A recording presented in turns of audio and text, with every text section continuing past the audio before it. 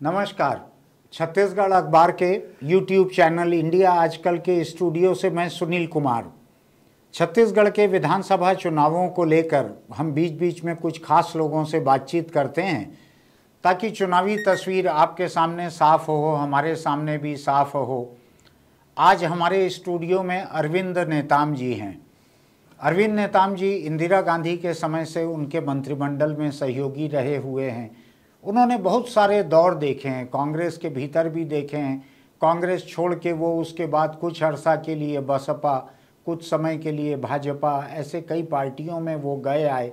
लौटकर वो कांग्रेस में आए थे, लेकिन कांग्रेस से संतुष्ट न रहने की वजह से उन्होंने अभी एक नई पार्टी अपनी खुद की बनाई है, हमर राज पार्टी। ये मोटे तौर पे आदिवासियों के मुद्दों को लेकर, आदिवासियों को लेकर बनाई गई पार्टी है। लेकिन इसके साथ एक दूसरी चीज़ ये है कि ये गैर आदिवासी इलाकों में भी कुछ एक जो सीटें आदिवासी रिजर्व सीटें नहीं हैं, वहाँ पर भी चुनाव लड़ने की तैयारी कर रही है ये पार्टी। नमस्कार नेताम जी। नमस्कार। नमस्कार आपको नए पार्टी के पंजीयन की बहुत बहुत बधाई हो। धन्यवाद धन्यवाद धन्यवाद। तो ये हमर राज पार्टी जो बनी है, ये मोटे तौर पर आदिवासी मुद्दों को लेकर बनी है। हाँ, मोटे तौर पर आप ठीक कह रहे हैं कि ये आदिवासी क्षेत्र के मुद्दों को लेकर ही बनाया गया है, क्योंकि पहली बार प्रयास हुआ है। हाँ। और इसीलिए अभी तक के इसको आदिवासी इलाके और आदिवासी समस्याओं और मुद्दों को लेकर ही हम अभी चल रहे हैं। हाँ। अब भविष्य में क्या होगा तो आने वाला समय बताएगा कि पार्टी का और क्या विस्तार होगा, कैसे होगा, ये है। पर इतना कह सकता हूँ कि हम कोई संकुचित विचारधारा को लेके नहीं चल रहे हैं। हाँ। हमारा माइंड बहुत ओपन है, खुला है। हम सबको लेके ये नहीं आदिवासियों की फिक्र कर रहे हैं, लेकिन गैर आदिवासियों के खिलाफ हों ऐसा नहीं, ऐसे नहीं। हम सबको साथ लेके चल रहे हैं। हम चाहते हैं कि हमारी समस्या में भी सब बाकी लोग भी भागीदारी हो ना, वो बहुत ज़रूरी है। हाँ। और इससे सामाजिक समरसता किसी भी राज्य में हो, किसी भी देश में हो, बनी रहती है और बहुत ज़रूरी आज के समय में और प्रजातंत्र में बहुत ज़रूरी है। एक चीज़ ये बतलाइए, इस पार्टी में आप न अध्यक्ष हैं न सचिव हैं, एक संरक्षक की भूमिका है आपकी। ऐसा क्यों किया आपने? आपके सामने तो ये विकल्प था कि आप चाहते तो अध्यक्ष रह सकते थे। नहीं, ये आपने बहुत अहम प्रश्न किया। देखिए, ये मेरा उम्र ऐसा नहीं है कि मैं नई पार्टी खड़ा करूं, पर चूँकि हमारे बीच में दो हमारे पुराने सहयोगी नहीं रहे, स्वर्गीय सोहन पोटे जी और आपके ये जो नवल मंडावी जी। हाँ। इनके रहते रहते मैं बहुत सी चीज़ हम लोग सोचते थे, आदिवासी आंदोलन को आगे बढ़ाते थे। अब दोनों अचानक हमारे बीच में नहीं रहे और इसीलिए ये जिम्मेदारी अचानक मेरे सिर पे आ गया।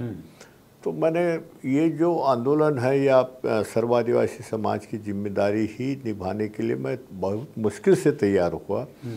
और ये दूसरी जो ये जिम्मेदारी है, ये डबल जिम्मेदारी अब मेरे बस की बात नहीं। इसलिए मैं चाहता हूँ कि हमारी दूसरी पीढ़ी तैयार हो।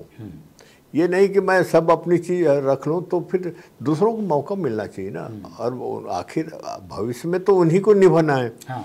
और उन्हीं को काम करना है। तो अभी से एक आत्मविश्वास पैदा हो। जब तक की जिम्मेदारी नहीं मिलती, आदमी का आत्मविश्वास पैदा नहीं होता। ठीक बात है। आपने पिछली बार ये कहा था कि करीब 50 सीटों पे उम्मीदवार खड़ी करने की कोशिश करेंगे, जिसमें 29 तो आदिवासी रिजर्व सीटें हैं जी।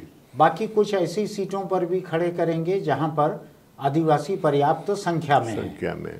अभी आपसे जो बात हो रही थी मेरी चाय पीते हुए, उसमें आपने बतलाया कि कुछ शेड्यूल कास्ट रिजर्व सीटें जो हैं, दलित आरक्षित सीटें जो हैं, वहाँ के कुछ लोग भी संपर्क कर रहे हैं, वो आपके बैनर तले लड़ना चाहते हैं। जी। तो पिछली बात हमारी जो हुई थी कई हफ्ते पहले हुई थी, उसके बाद से पार्टी का रजिस्ट्रेशन हो गया है, सिंबल आने को है। अब स्थिति क्या लग रही है आपको? कितने उम्मीदवार खड़े करने का आसार दिख रहा है? देखिए, मोटा मोटा हम लोगों ने पिछली बार जो कहा था, आपने ठीक कहा कि जो रिजर्व सीट है 29 है, बाकी 50 सीट तक के जहां हमारे समाज के, आदिवासी समाज के पर्याप्त मतदाता हैं।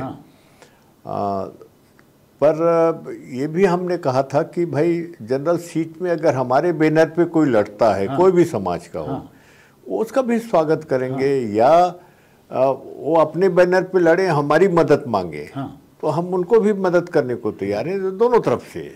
और किसी वर्ग विशेष के लिए हमारा ऐसा नहीं है, सबके लिए ओपन है। आपने कहा कि शेड्यूल्ड कास्ट के या दलित सीटों में भी अभी क्या हो रहा है, जैसे जैसे नज़दीक आता जा रहा है चुनाव, लोगों में चुनाव लड़ने की उत्सुकता बढ़ती जा रही है। ये प्रेशर आ रहा है, ये महसूस कर रहे हैं। और हमको ऐसा लगता है ऐसा ना हो कि 50 से ऊपर चल दे। अच्छा, तो ये भी संभावना है। पर हम एक खुले मन से और खुला रखें बहुत सी चीज़ों को। और हमने कभी दलित समाज या शेड्यूल कास्ट सीट पे हम उतरेंगे या उतारेंगे ऐसे कभी सोचा भी नहीं था। इस बीच में कुछ पिछड़े वर्गों भी अपनी इच्छा जाहिर की है कि हम आपके बैनर पे हमको आप मदद करिए।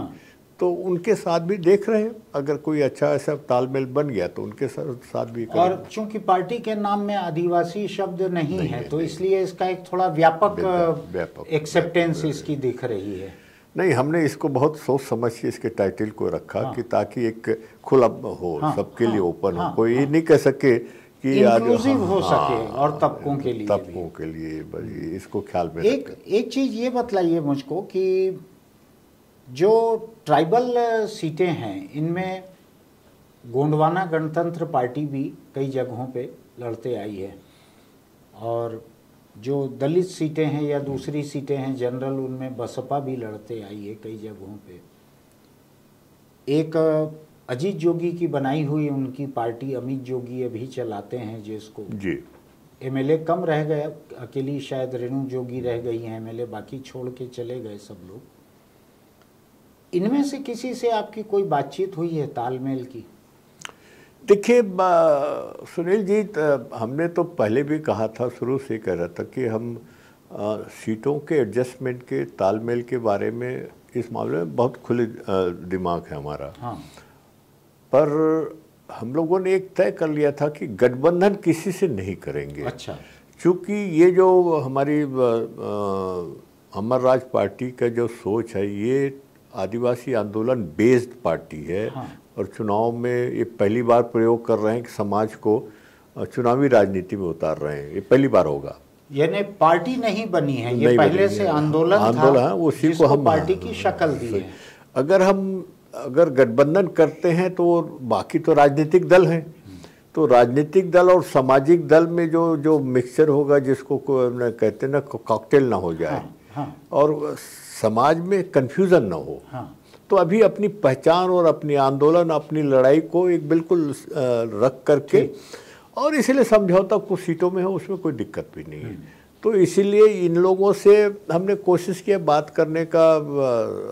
गोंडवाना गणतंत्र तो हम चाहते थे दिल से, क्योंकि हीरा सिंह मरकाम जी, स्वर्गीय हीरा सिंह मरकाम जी, बहुत पुराने संबंध रहा है, तो वो साथ में गए, पर उनके तरफ से कोई रिस्पांस नहीं आया।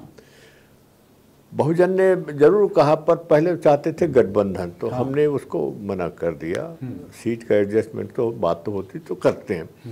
आप पार्टी ने भी बहुत कोशिश किया, पर हमने कहा भाई गठबंधन नहीं हो सकता। तो ये गठबंधन से जब शुरू से हमने कर दिया था, तो पर सीटों के एडजस्टमेंट में कोई ज़्यादा रुचि न दूसरे ने दिखाई, न हमने भी बहुत ज़्यादा उसको प्रेशर नहीं डाला। एक चीज़ बतलाइए, आप कांग्रेस पार्टी में रहे अभी पिछले 5 साल, और छोड़ के अभी निकले आप वहाँ से। जी। लोगों का ये मानना है कि आपको जितने वोट मिलेंगे आपके उम्मीदवारों को, वो कांग्रेस पार्टी के वोट ज़्यादा रहेंगे, ऐसा मानना है। और ऐसा ही लोग ये अति सरलीकरण करके ये भी निष्कर्ष निकालते हैं कि शायद भाजपा आपको सपोर्ट करे, या भाजपा से आपका कोई एक अघोषित तालमेल रहे, क्योंकि आपसे नुकसान कांग्रेस को ही पहुंचना है। तो क्या भाजपा से कोई आपकी बातचीत हुई है? नहीं, अभी तक के इस मामले में कोई भाजपा से कोई तालमेल या कोई बातचीत हुई नहीं है। अब वो राष्ट्रीय पार्टी, हम लोगों के लिए छोटे छोटे लोग, पार्टी आंदोलन पार्टी से कोई बहुत ज़्यादा राष्ट्रीय पार्टी रुचि दिखाती नहीं।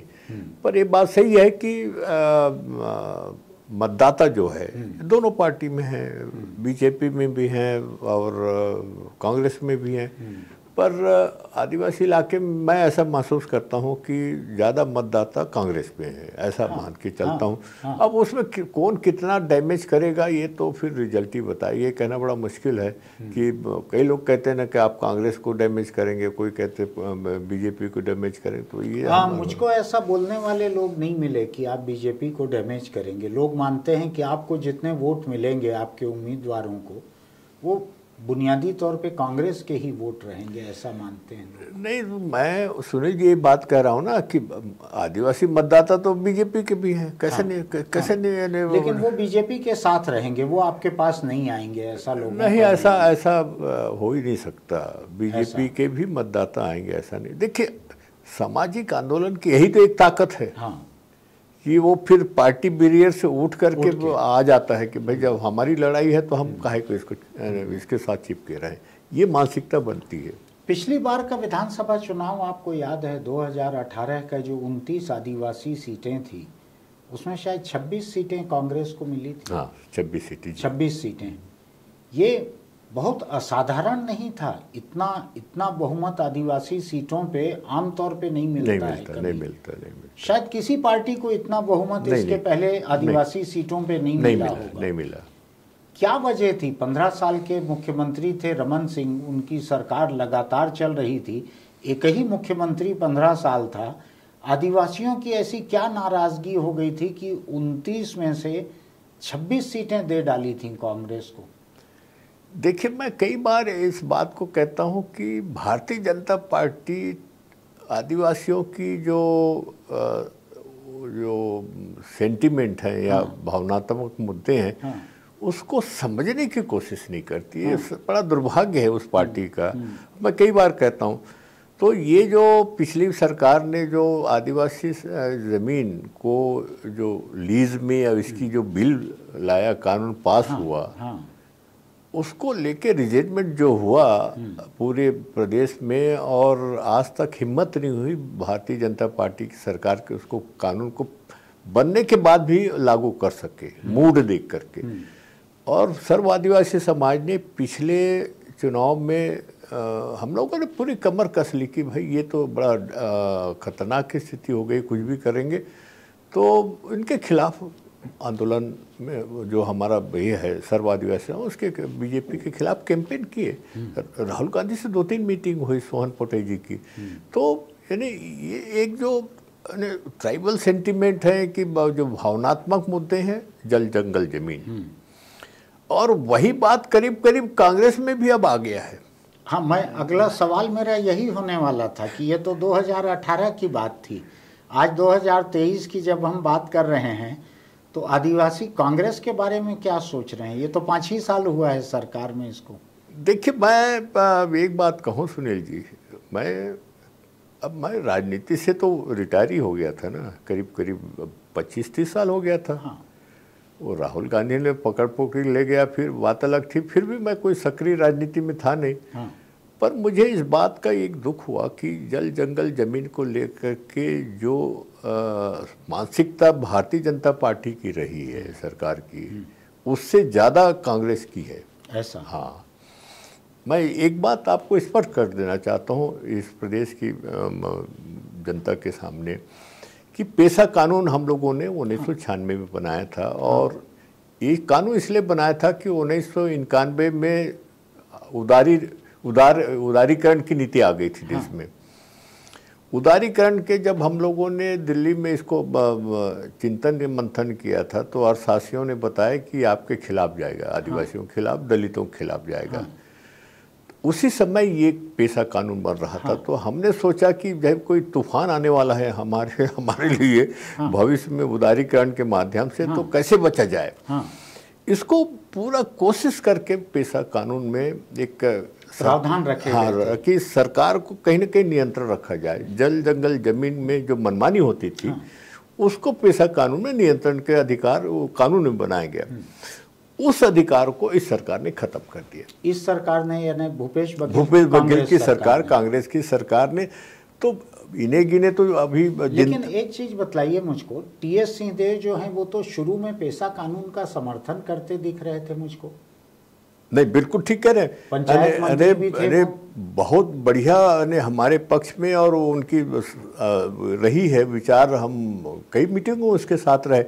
पर दुर्भाग्य ये है सुनील जी, वो जब ऐसा मौका आया तो छोड़ के भाग गए, हमको बीच मझधार में आदिवासी समाज को छोड़ दिए। और कैबिनेट में भी जब नियम पास हुआ तो उसको डिसेंट नोट लिखना चाहिए था, वो नहीं ये टीएस सिंहदेव जो हैं पेशा कानून को लेकर शुरू में आप लोगों के साथ रहे। उन्होंने आदिवासियों के हक का समर्थन किया। बिल्कुल बिल्कुल। लेकिन बाद में जब सरकार उनकी बात को नहीं सुन रही थी तो छोड़ के चले गए वो जी। यानी उन्होंने विभाग छोड़ दिया, पंचायत विभाग छोड़ दिया। कोई एक चिट्ठी लिखी थी उन्होंने असहमति की। अब वो उनकी इंटरनल मामला हमें डिटेल तो पता नहीं। जब आपने इस पंचायत को छोड़ दिया तो कैबिनेट में बाकी विभाग को भी छोड़ देते। हाँ, ये सवाल कई लोगों के मन में उठा था। अब एक ही इशू पे है तो फिर आपकी नैतिकता तो है, पूरी जिम्मेदारी है। हाँ। पर ये हमें समझ आया नहीं तो। लेकिन जब ये संशोधन हुआ कैबिनेट में, इस सरकार के कैबिनेट में, तो टीएस सिंहदेव ने डिसेंट नोट नहीं लिखा, जबकि लिखना चाहिए था। हम उम्मीद करते थे। अगर वो साथ थे आदिवासियों के पेशा के मुद्दे पर, बिल्कुल बिल्कुल, और उसके खिलाफ अगर कैबिनेट कर रहा था तो उनको डिसेंट नोट लिखना था। बिल्कुल बिल्कुल। तो वो नहीं लिखा। नहीं लिखा। तो आपकी कभी टीएस सिंहदेव से इस मुद्दे को लेकर बात हुई? अब जब उसके बाद जब बीच मझधार में छोड़ दिए तो पहले तो बात होती थी। हाँ। जब बीच मझधार में छोड़ दिए तो हम सोचे कि अब कहीं न कहीं दाल में काला है। हाँ। या प्रेशर होगा या जो भी होगा। तो मैंने प्रयास नहीं किया। ये काला किस तरह का हो सकता है? आप तो उनसे मिलते रहे, बात करते रहे, क्या दाल में काला हो सकता है? सुनील जी, राजनीति में बड़ा मुश्किल है बहुत सी चीज को एसेस करना। और आप तो बहुत वरिष्ठ पत्रकार हैं, कहीं न कहीं दबाव होगा पार्टी में।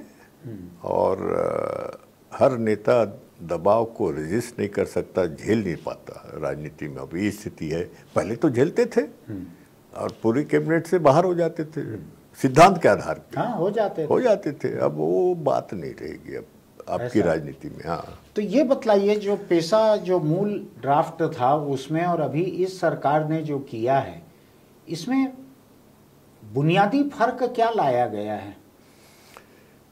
यही हो गया ना कि जो नियंत्रण का अधिकार था समाज को, हाँ। ग्राम सभा को, हाँ। कि आप बिना पूछे ग्राम सभा की सहमति के बिना आप जमीन का जो उपयोग करना चाहते हैं, जंगल का या पानी का, एक बार समाज को या ग्राम सभा की सहमति जरूरी है। अब वो मैं बताया ना कि जब 1991 में उदारीकरण आया था तो अर्थशास्त्रियों ने यही तो बताया था कि आदिवासियों पे ही हमला होगा। हाँ, ने उन्होंने ये कहा था कि ये उन्होंने शब्द यूज किया था, लुटेरे आएंगे और सरकार के साथ मिलकर लूटेंगे। ये शब्द था अर्थशास्त्रियों का। वो हमें भनक लग गई थी। तो ये तैयारी की हमने, जो जितना भी हो सकता है, एक हमारी नैतिक जिम्मेदारी होती थी। नहीं, अभी जो आप कह रहे थे वो बात अधूरी रह गई कि पहले ये प्रावधान था कि ग्राम सभा की अनुमति ली जाएगी। हाँ। अब क्या हो गया है? परामर्श।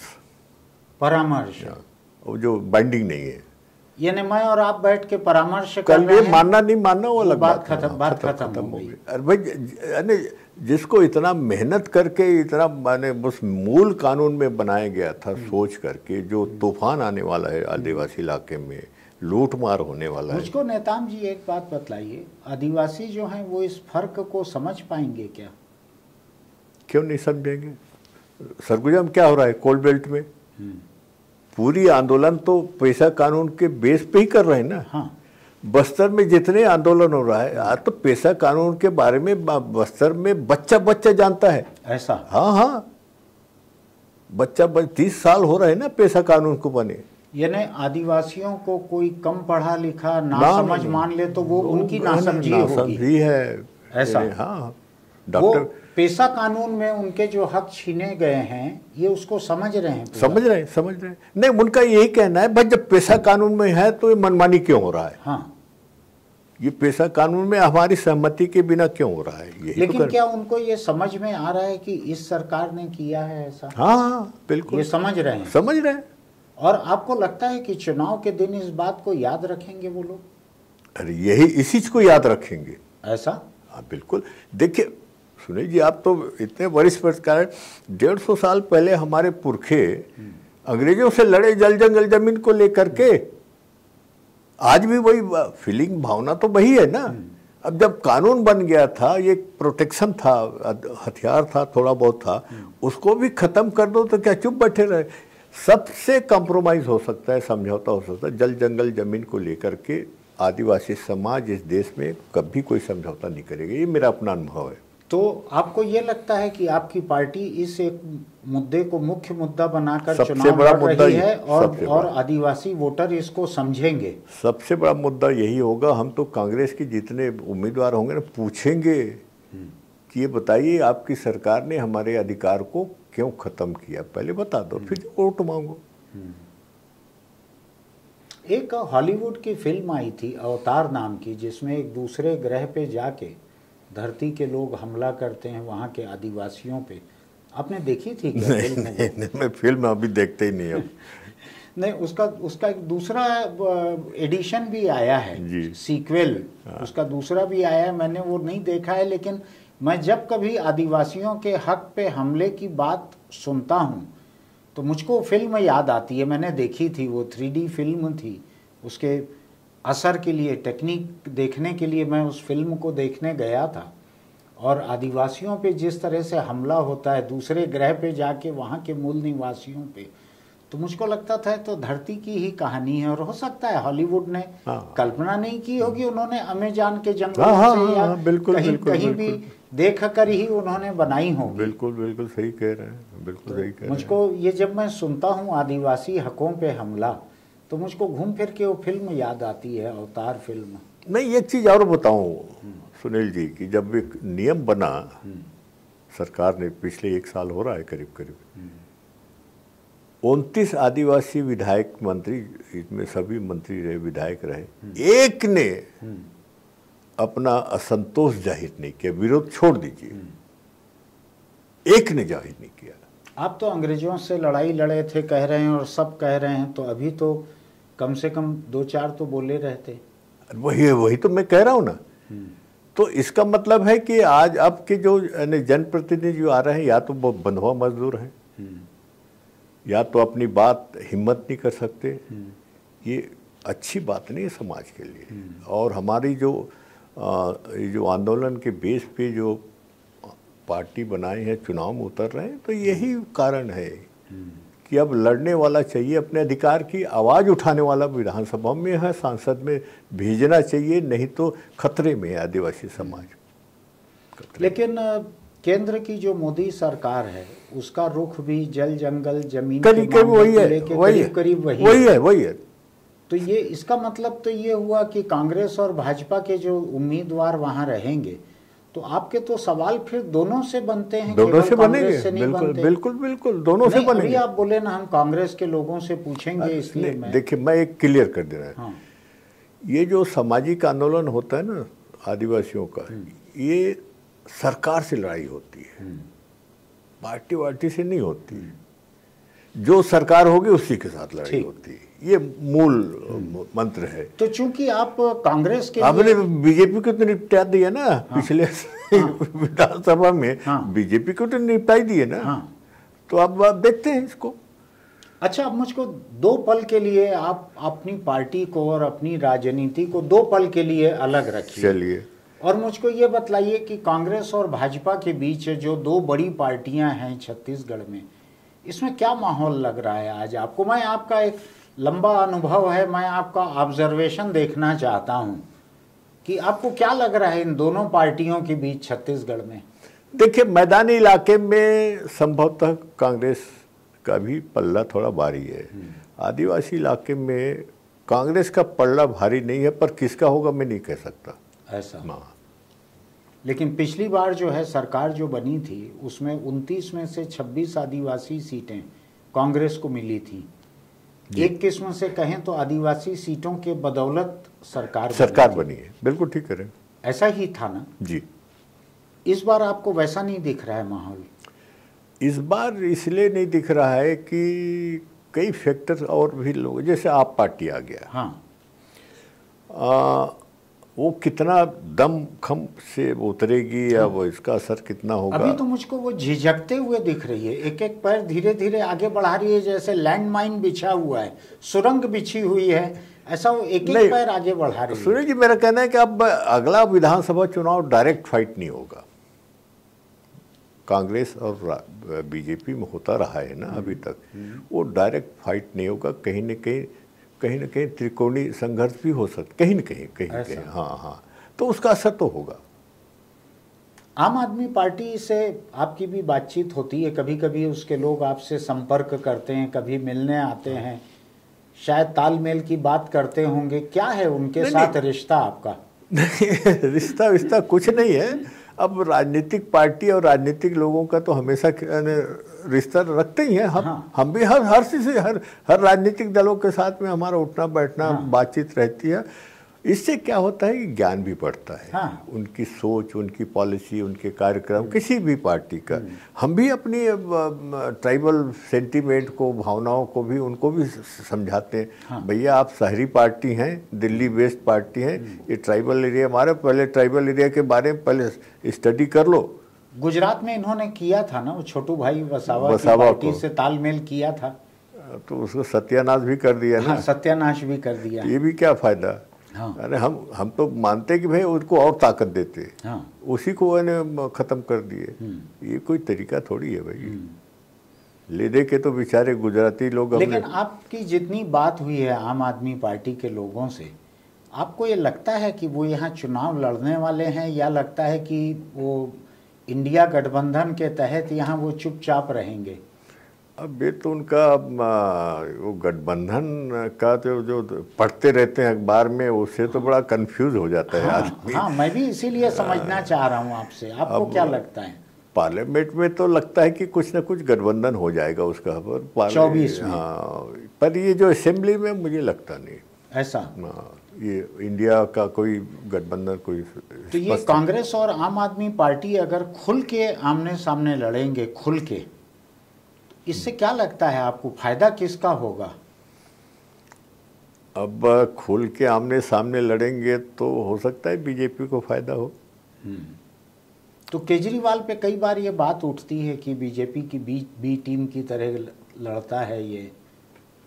अरे भाई, शुरुआत में हर कोई कहता है, हर कोई बी टीम रहता है। अब खेलते खेलते तो टीम इतना स्ट्रांग हो जाता है कि पंजाब में ए टीम हो गया। ये तो है। अब कांग्रेस और बाकी कहाँ गए, साला बी टीम सी टीम हो गए। बिल्कुल। तो ये तो शुरुआत में कोई भी राजनीतिक दल हो, मूवमेंट हो, यानी आपकी पार्टी के बारे में भी हो सकता है शुरू में ये कहें कि कांग्रेस के वोट काट के बीजेपी की बी टीम जैसा लड़ेंगे चुनाव। मुख्यमंत्री ने कहा ना कि ये तो बी टीम है करके। अच्छा। तो हम कहते हैं उसको 2018 में हमने कांग्रेस को सपोर्ट किया, तो उसको क्या कहोगे? हमारी बदौलत तो, आंदोलन के बदौलत हमारा भी योगदान है, सर्व आदिवासी समाज का। उसको क्या कहोगे? उसके बारे में बोल देते। अब आपकी पार्टी के ऊपर और इस चुनाव के ऊपर लौटे हैं, कितने जगह कैंडिडेट खड़े करने का आसार दिख रहा है आपको? अब तो 1 महीना ही बचा है कैंडिडेट खड़े करने में। बिल्कुल। तो अब जो कहेंगे वो लोगों को याद भी रहेगा महीने भर बाद। नहीं, ये देखिए, हमारा तो टारगेट 50 का है। 50 पहले तो सोचते शायद 50 टारगेट पूरा ना हो, पर लगता है कि अब जो दबाव, प्रेशर या इच्छा जाहिर कर रहे हैं बहुत से लोग, तो 50 तक पहुंच जाएगा। हो सकता है कुछ बढ़ भी जाए। पर फंड्स कहाँ से आएंगे नेताम जी? चुनाव में पैसा तो बहुत लगता है। देखिए, हमने माननीय काशीराम जी से के साथ भी काम किया है। अच्छा। बहुत कुछ सीखा है उनसे कि कैसे सामाजिक आंदोलन को आत्मनिर्भर होना चाहिए राजनीति में। अच्छा। और वही फार्मूला हम अपना रहे हैं। हालांकि उनकी पार्टी जो है राज्यसभा की टिकट बेचने के आरोप झेलते रहती है अभी। अब तो बहुत सी विकृतियां आ गई बहुत से पार्टियों में, उसमें बसपा में भी है। पर काशीराम जी की अपनी इतना बड़ा एम्पायर खड़ा साइकिल से प्रचार करते थे। इतना बड़ा एम्पायर खड़ा किया केवल अपने समाज के लोगों के एक एक रुपया कलेक्ट करके। हाँ, उनको यह है कि झंडा बैनर भी जब कार्यक्रम होता है ना उतार के रखते हैं और उसको संभाल के रखते हैं। अब नहीं जानता मैं, तो ये बात ने सीखने लायक थी बहुत सी चीज़ें। तो जब सामाजिक आंदोलन के आधार पे कर रहे हैं तो समाज में बात तो आई है और उनकी मदद मिलेगी। ऐसा? हाँ हाँ हाँ, हमने तो छुरिया में मीटिंग देखा ना, 35-40 हज़ार की मीटिंग, केवल सामाजिक मीटिंग, केवल कंट्रीब्यूशन आपस में। ये कब की बात है? ये अभी पिछले महीने में। ऐसा? 35-40 हज़ार लोग थे। जिला प्रशासन हक्का बक्का रह गया कि इतने लोग आए कैसे। और कोई पैसे से कुछ वो नहीं जुटाए थे? कुछ नहीं। अरे समाज के पास जो है अपना अपना जो भी है अपना 35-40 ऑफिशियल रिपोर्ट है सरकार। इस चुनाव के लिए आप खर्च जुटा कितना रहे हैं पैसा? अब समाज से जितना कलेक्ट हो जाए वही पैसा। हाँ, वही करो और वही अपना खर्चा करो। मुझको दो में से एक बड़ी पार्टी के बारे में लोगों ने कहा कि वो हर विधानसभा क्षेत्र पे 9 करोड़ रुपए का उनका बजट है।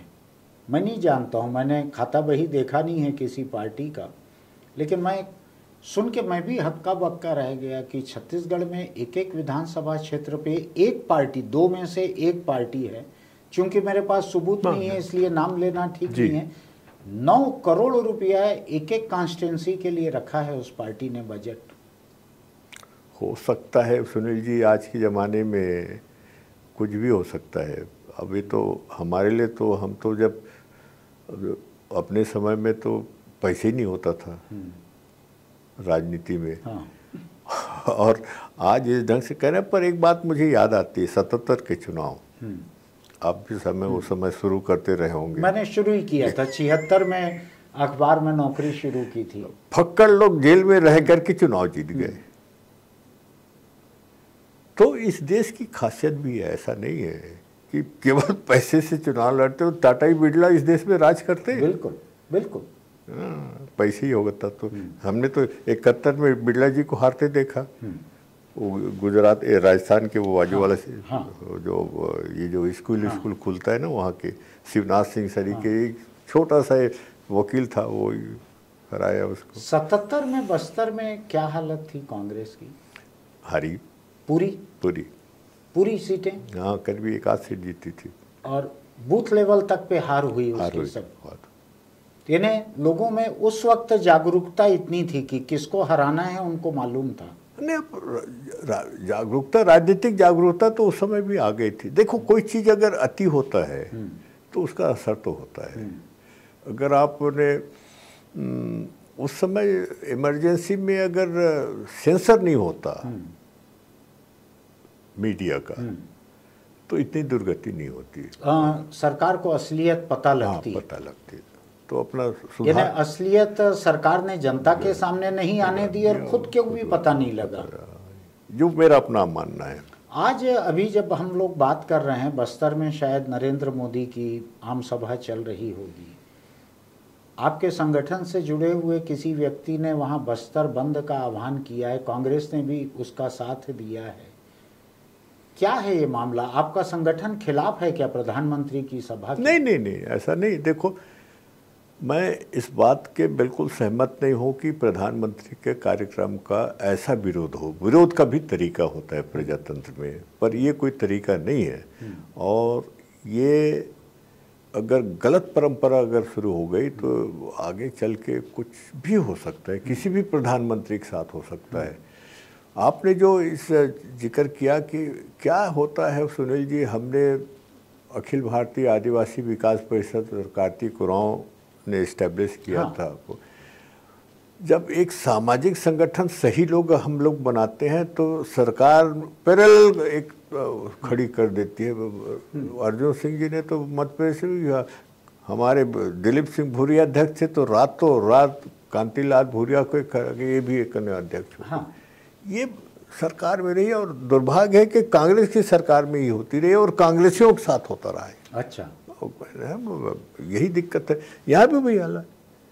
अरे हम लोग ले दे के किए तो अपना एक नया पैनल खड़ा कर दिया, जो रूलिंग पार्टी के वो अक्सर करते हैं, ताकि वो अपना ढाल बना के उनको आगे करते हैं। तो वही स्थिति वही की है, तो हमने तो उसको निकाल दिया, हमारे उपाध्यक्ष साहब ने तत्काल निकाल दिया। अच्छा, उस व्यक्ति को आपने संगठन से निकाल दिया है, जिसने ये प्रधानमंत्री की सभा के बहिष्कार का आह्वान किया था। ठीक, तो नेताम जी, मेरी शुभकामनाएं आपके साथ हैं कि आदिवासी मुद्दों को खूब दमखम से आप उठा सकें। वोटरों के बीच आपके प्रति भरोसा होगा तो आपको वोट मिलेगा, जितना आपका हक बनेगा, जितना लोगों का भरोसा रहेगा, उसमें मैं कुछ नहीं कर सकता। नहीं, तो मेरी शुभकामनाएं आपके साथ। सुनील जी, मैं ये कह सकता हूं कि अपने पूरी राजनीतिक जीवन में 50 साल करीब हो गए, पहली बार अपने सामाजिक मुद्दों को लेकर खुले मन से, बिना कोई दबाव के, खुले मन से लोगों के बीच में अपनी बात कहने का एक मौका मिल रहा है। ये अपना सौभाग्य मानता हूँ, आपने मौका दिया ये बात कहने का, और बहुत लोग इस प्रदेश में देखेंगे, उसका कुछ ना कुछ असर होगा। धन्यवाद, बहुत बहुत। ओके, धन्यवाद। अभी आपने अरविंद नेताम जी से हमारी बातचीत सुनी, इसके पहले भी हम एक दो बार उनसे बातचीत करके बहुत सारे मुद्दों पर उनके जवाब आपके सामने रख चुके हैं, ताकि उनकी सोच सामने आए। अब चुनाव एकदम करीब हैं, अभी 4-6 दिन पहले ही उनकी पार्टी का रजिस्ट्रेशन हुआ है, अगले 4-6 दिन में उनको निशान मिल जाएगा। आपको ध्यान होगा कि बस्तर के भानु प्रतापपुर में जहां बाई इलेक्शन हुआ था, वहां पर सर्व आदिवासी समाज, उस समय यही नाम था, अभी हमर राज पार्टी नाम है, उस वक्त सर्व आदिवासी समाज नाम था उस संगठन का जिससे नेताम जी जुड़े हुए हैं। उसके उम्मीदवार को एसी, एयर कंडीशनर निशान मिल गया था, जिसको बस्तर में या तो लोग पहचानते नहीं हैं, और पहचानते हैं तो शोषक वर्ग के प्रतीक के रूप में पहचानते हैं। उसके बावजूद वहां पर भारी संख्या में वोट मिले थे, 23,000 से ज्यादा वोट मिले थे, 23,000 से ज्यादा, तीसरे नंबर थे, हाँ तीसरे नंबर पे थे, वहां 23,000 से ज्यादा वोट बाई इलेक्शन में मिले थे।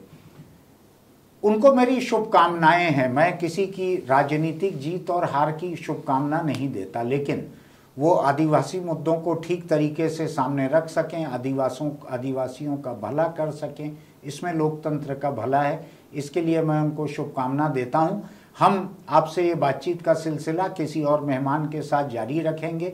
आपको अगर हमारे वीडियो अच्छे लगते हैं तो उसको सब्सक्राइब कीजिएगा, नोटिफिकेशन की बटन दबाइएगा, लाइक कीजिएगा और अपनी टिप्पणी लिखिएगा कि इन तमाम मुद्दों पर आपका क्या सोचना है। और एक छोटी सी मेरी दोस्ताना सलाह आपको कि अगर आप दुपहिया चलाते हैं तो हेलमेट लगा कर रखिए, अगर चौपहिया पर चलते हैं तो सीट बेल्ट लगा कर रखिए।